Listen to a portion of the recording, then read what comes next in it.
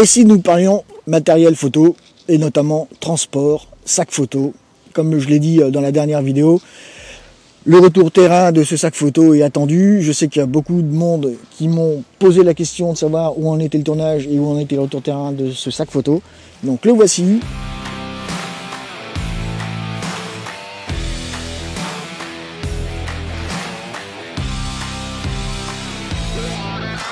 Donc salut les gens, bienvenue sur la chaîne YouTube La Nature en Images. Alors nous allons parler du sac photo Loft Pro Trekker AW450 Mark II. Alors déjà, pourquoi j'ai choisi ce sac photo plutôt qu'un autre? Tout simplement pour sa géométrie. Vous savez que le dernier sac photo que j'utilisais, c'était le F-Stop, le gros sac photo de rando, où je pouvais mettre un maximum de matériel pour aller sur le terrain, aussi bien tourner des vidéos que prendre des photos. N'empêche que à caser dans la bagnole lorsque je pars en vacances, c'est compliqué. Et il avait la fâcheuse tendance de ne pas être géométriquement, je dirais, casable. Parce que le gros avantage de ce sac-là, c'est qu'il est géométriquement casable. Et quand je dis ça, c'est qu'il est aux dimensions des compagnies aériennes et vous pouvez l'avoir en bagage à main. Ensuite, pourquoi j'ai choisi ce modèle-là particulièrement? Tout simplement parce que il est compact, mais à la fois volumineux. Et malgré ses dimensions, il est quand même assez aisé d'y loger pas mal de matos. Je vais vous mettre une photo là du matériel que j'ai à l'heure où je vous parle dans le sac photo. Vous allez voir que c'est quand même bien logeable. Hein. J'ai quand même, pour la petite histoire, le G9 avec son objectif de monter dessus dans le sac photo. J'ai un Alpha 1 avec le Laowa 90 de monter dessus. À côté, j'ai la 7R5, lui qui est démonté de l'objectif 90 macro. Et puis, j'ai tous les accessoires pour tourner la vidéo. J'ai la sacoche de transport des micros, j'ai le Ninja, j'ai les batteries pour faire tourner le Ninja et pour faire tourner les transmetteurs sans fil. Enfin, vous voyez, j'ai quand même pas mal de place et c'est hyper logeable. Alors après, par contre, au niveau poids, là, vous pouvez me faire confiance, il est bien chargé et il pèse son poids sur les épaules. À côté de ça, en façade, vous pouvez loger un trépied. Et personnellement, le petit trépied de transport de voyage que j'ai pour faire mes photos stacking en macro maintenant, je le mets dans une poche qui est sur le côté. Vous verrez tout ça dans un instant. Alors, puisque je vous ai parlé des dimensions, je vais vous donner les dimensions approximatives. Hein. Je vous mets une photo avec les vraies dimensions pour bien illustrer mes propos. Mais grosso modo, il fait environ 45 cm de haut par 35 de large et par 25 de profondeur. Donc vous voyez, c'est quand même un joli bébé. Et malgré tout, il permet de stocker énormément de choses. Et il est pourvu de pas mal de poches. Il est pourvu aussi, donc comme je viens de le dire, d'un accessoire qui permet de mettre le trépied en façade. Alors en parlant de façade, je vais tout de suite crever l'abcès. Pour moi, il y a un gros point négatif, un gros point noir de ce sac photo. C'est que, comme vous avez vu, il s'ouvre par le dessus. J'aimais trop l'autre sac Loft Pro que j'avais, le tactique, qui lui s'ouvrait par le dos, qui était pour moi beaucoup plus sécuritaire. Parce que là, même si vous pouvez fixer un cadenas pour empêcher l'ouverture, voilà quoi. Enfin, pour moi, c'est un peu dommage. Une ouverture dorsale, pour ma part, ça aurait été beaucoup plus sécuritaire, et notamment par rapport au matériel, parce que hormis l'idée d'un vol quelconque, le fait de pouvoir s'ouvrir dans le dos, le sac à dos s'ouvrant, le matériel est quand même assez protégé des chutes, puisque la gravité va faire qu'il va potentiellement rester dans le sac à dos. Alors que là, si vous fermez mal le rabat de devant, qu'il s'ouvre, le matériel c'est patata par terre. Hein. Et j'ose espérer que vous avez une bonne assurance parce que vous allez pleurer. Alors, en ce qui concerne les rangements de ce sac à dos, eh bien, déjà pour commencer, sur le rabat ventral, vous avez une première poche qui est ici, et qui est quand même assez profonde, hein, puisque vous voyez, j'y ai stocké un filtre sans aucun problème. Il y a même la possibilité d'en mettre un deuxième sans aucun souci. Vous avez ensuite une autre poche qui vous permet de stocker un ordinateur portable ou quelque chose de similaire, un magazine, etc. Ici, vous voyez. Et là, c'est pareil. Alors là, c'est jackpot, hein. C'est une multitude de poches à l'intérieur. Vous n'avez pas moins de 1, 2, 3, 4 zones de rangement.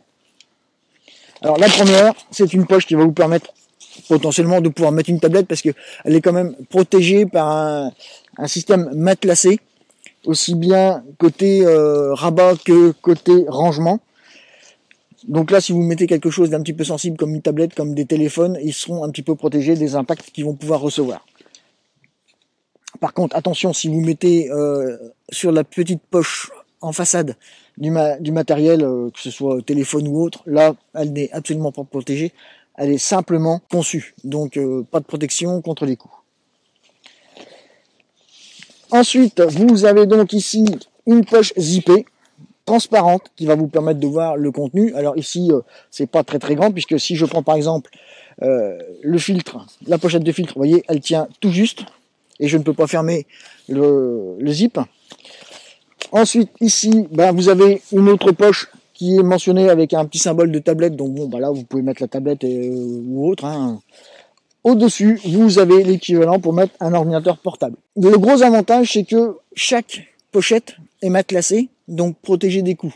Ce qui va permettre que l'ordinateur qui va être mis ici va être vraiment protégé, puisqu'il aura pas moins de 3 couches de protection de tissu.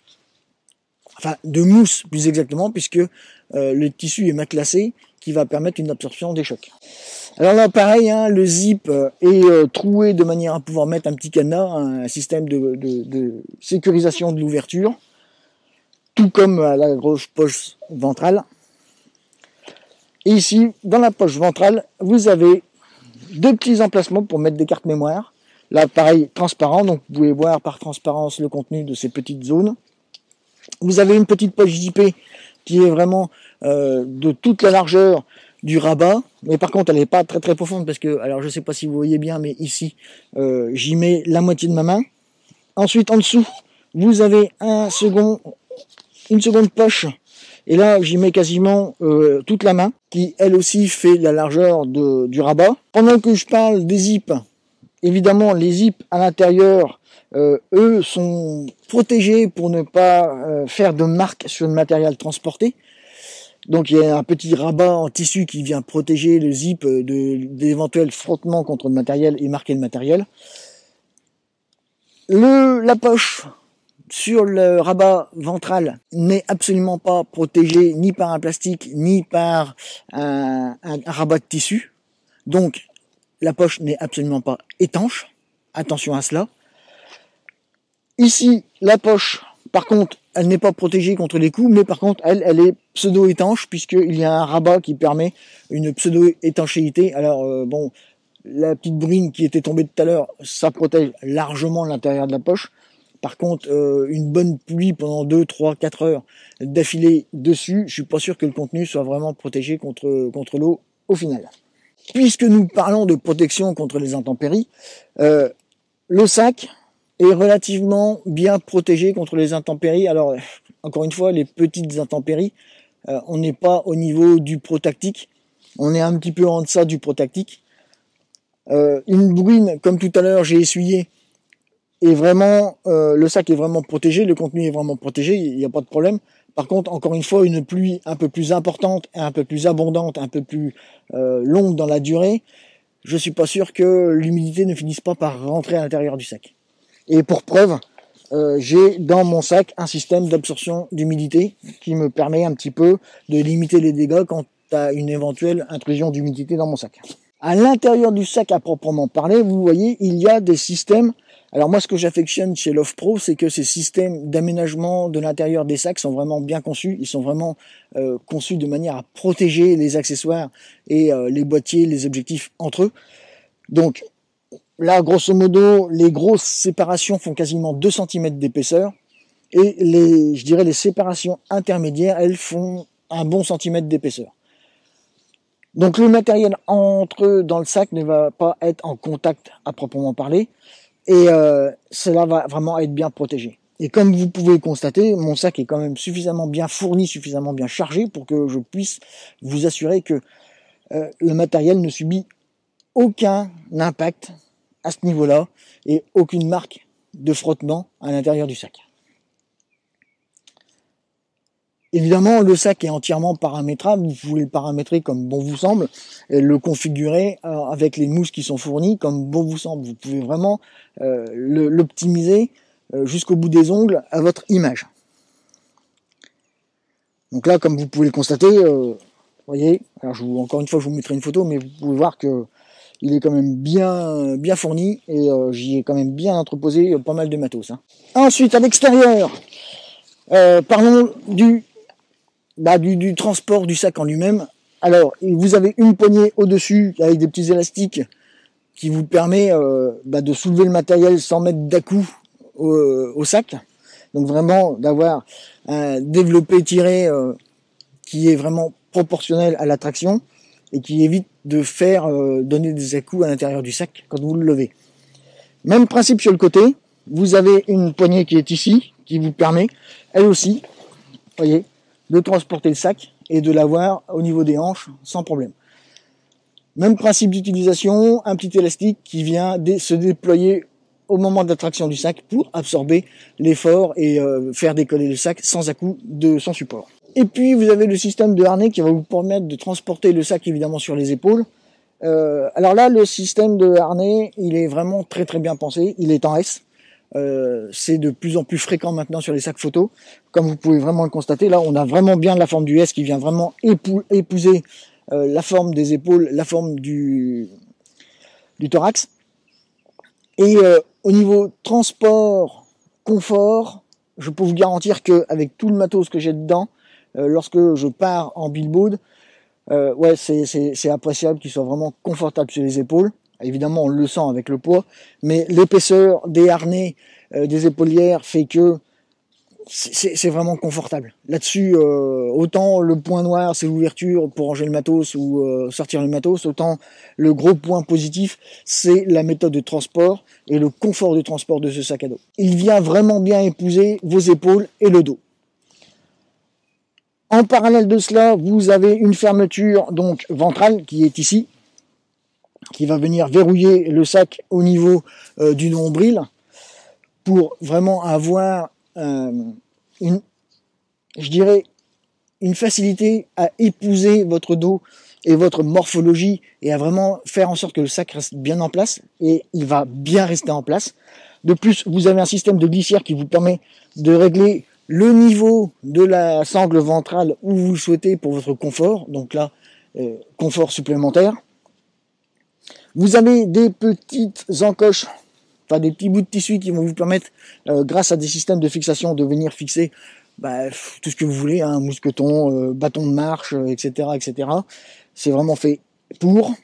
Et après, pour renforcer le gros confort, vous avez ici un système qui va vous permettre de faire circuler la transpiration et un système qui va venir un petit peu. Vous voyez, vous allez pouvoir vraiment désolidariser, si je puis dire, le sac à dos de votre dos afin d'avoir un confort de transport encore plus optimal qu'il n'était déjà. Alors, sur le côté droit, vous n'avez pas de poignée de transport puisqu'il y a une poche qui va vous permettre de venir encore stocker du matériel. Là, vous pourriez très bien y stocker une gourde. Moi, c'est ce que je fais quand j'ai pas le trépied de voyage. Mais vous voyez, si je sors le trépied de voyage, c'est quand même, alors c'est pas très logeable puisque c'est une poche qui est un petit peu en forme de triangle. Donc, pour épouser le trépied, c'est très bien. Une gourde, ça commence à être limite, et d'autres accessoires, c'est un peu plus pénible. Mais voilà, pour loger le trépied, loger une gourde, 2-3 accessoires, c'est pas mal. Sur cette poche, vous avez encore une petite poche ici. Là, voilà, qui va vous permettre de venir stocker quelque chose de pas très épais puisqu'elle n'est pas vraiment épaisse et elle est pas très profonde. Vous voyez, j'y mets, on va dire, les 2/3 de ma main, pas plus. Par contre, toujours pareil, la poche, enfin le tissu n'est pas très étanche, donc attention à ce que vous allez mettre à l'intérieur. Si vous vous baladez sous une bride 1 heure ou 2, ça va peut-être suffire. Plus longtemps, ça va peut-être être délicat. Donc attention à ce que vous allez mettre à l'intérieur. Maintenant, je vais revenir sur un point en parallèle du fait que le fait que l'accès au matériel se fasse par le devant du sac photo. Le gros point négatif, c'est que forcément, le dos, vous allez le mettre face contre terre ou face comme moi sur un support quelconque pour pouvoir accéder à votre matériel photo. Ce qui veut dire que, je sais pas si vous le voyez, mais j'essaierai de vous prendre des photos. C'est limite, parce que si c'est comme aujourd'hui, que c'est bougé partout où vous marchez, que la bouillasse elle monte, vous allez poser votre sac photo dans les feuilles, donc vous allez essayer de faire gaffe, mais vous n'allez pas faire forcément attention à la terre qui peut être par terre et à la boue qui est par terre. Donc là, le sac à dos il est pourri. C'est plein de bouillasse, c'est plein de boue.